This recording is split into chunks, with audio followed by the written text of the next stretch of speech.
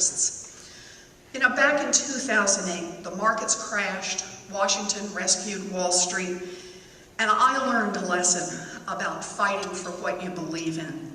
We needed new economic rules coming out of that crisis, the same way we did as coming out of the Great Depression. And I wanted a consumer agency, an agency that would stand up for American people against powerful mortgage lenders, against credit card companies and others. We just needed some fair rules in this area. I wanted families and I wanted community banks and credit unions to have a real chance to survive and maybe even a chance to get ahead. I talked to people about this, and do you know what they told me? They said, don't even try. And the reason not to try is because you will be up against one of the largest lobbying forces ever assembled on the face of the earth.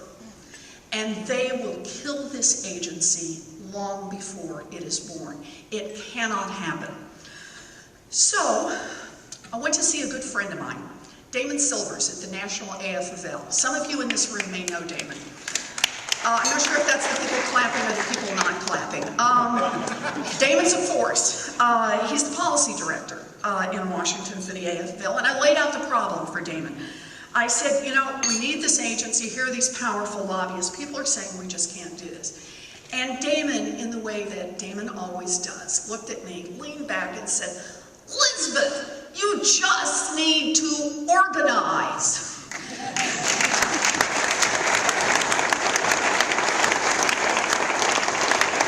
And so we did. National and local, big and little, we all started pushing behind the same thing. We fought hard for this consumer agency, and unions were part of the fight all the way. And here's the best part. We won.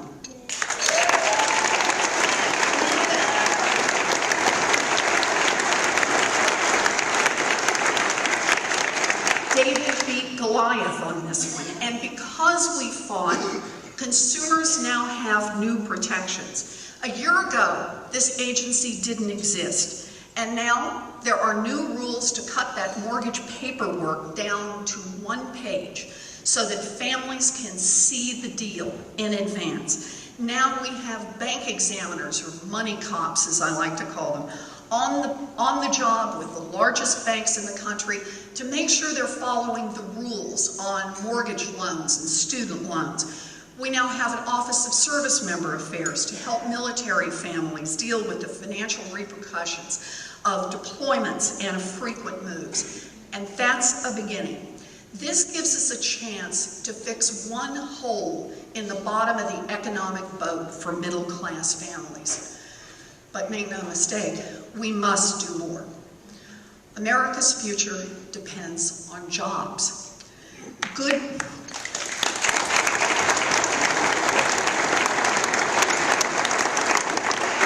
jobs for workers here in Massachusetts and around the country. But we can't just make jobs out of thin air. We need to build the kind of future that creates jobs and that keeps creating them generation after generation.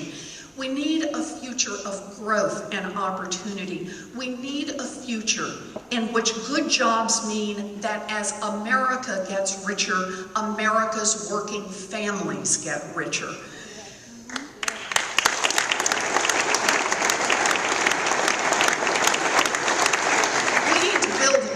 Century manufacturing base, and we need to expand our service capacity. We need to make things here and sell them in the rest of the world. We did that once in Massachusetts, and we can do it again.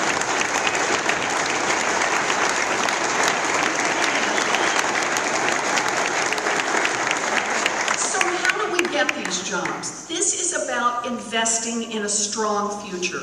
If we are to be strong again, we need to invest in a future we can believe in. We can't just give away tax breaks and bailouts to those who are already rich and powerful just to help them get richer and more powerful. That's not good for all of us. How can a big successful company like GE pay no taxes while you and I pay taxes on every dollar we earn?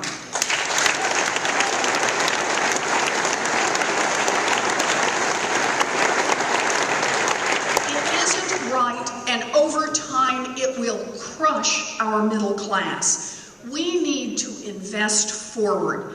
When the next kid comes along with a great idea and wants to build a business, we need the basic pieces to be in place. What it will take to help make that kid's dream a reality. That's how we succeed. We invest in things that make us stronger. You know, there are a lot of things out there that are broken, and it's going to take a lot to rebuild our strength, but I want to mention 3 of them right here. The first one is around education and training.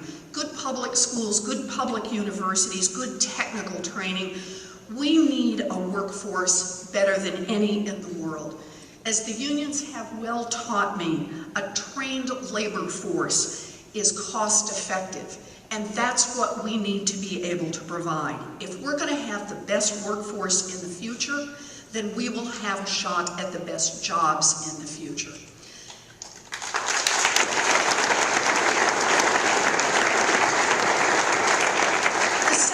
Around construction.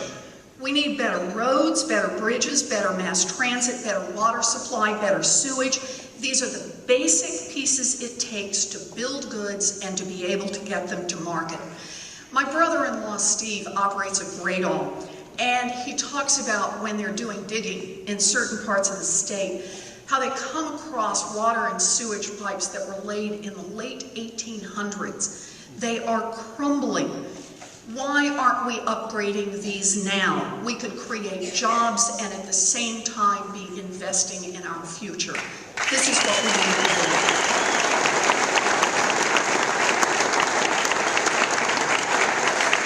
The third one I want to mention specifically is we need to make it easier for workers who want to organize to have the chance to do so.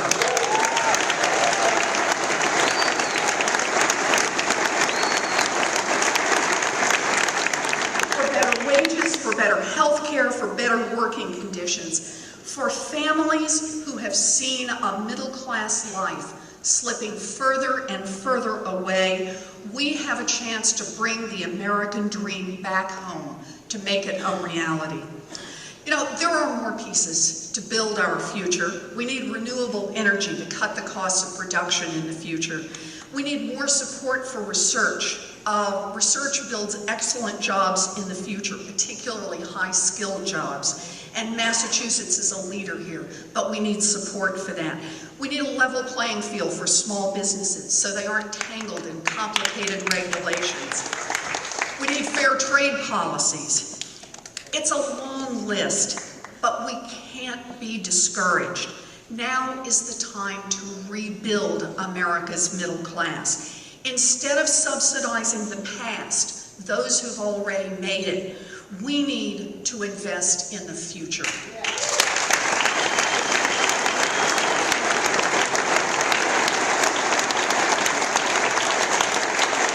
Like a lot of you, I'm frustrated. Washington isn't working for us, and we're running out of time.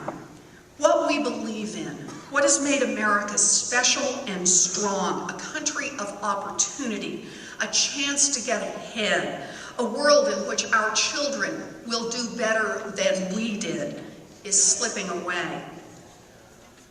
I'm not giving up without a fight.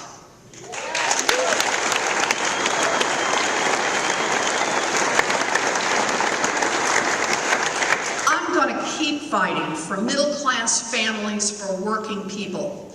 Whether I fight as an outsider or I fight from the floor of the Senate, I will continue to stand up.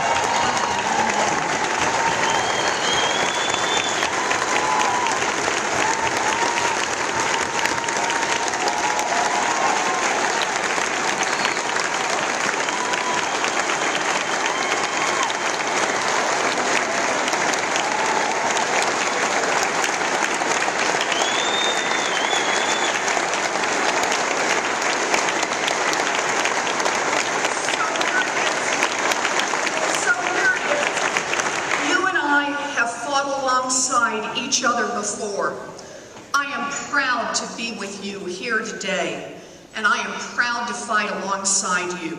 This is a big fight. It is the biggest fight of our lifetimes, and we will throw everything we've got into it.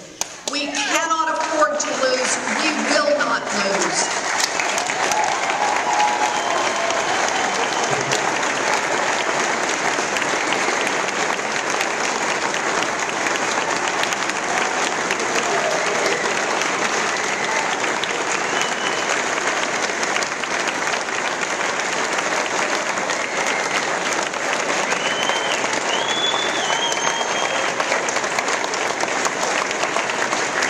What I say to you early, she understands us, doesn't she?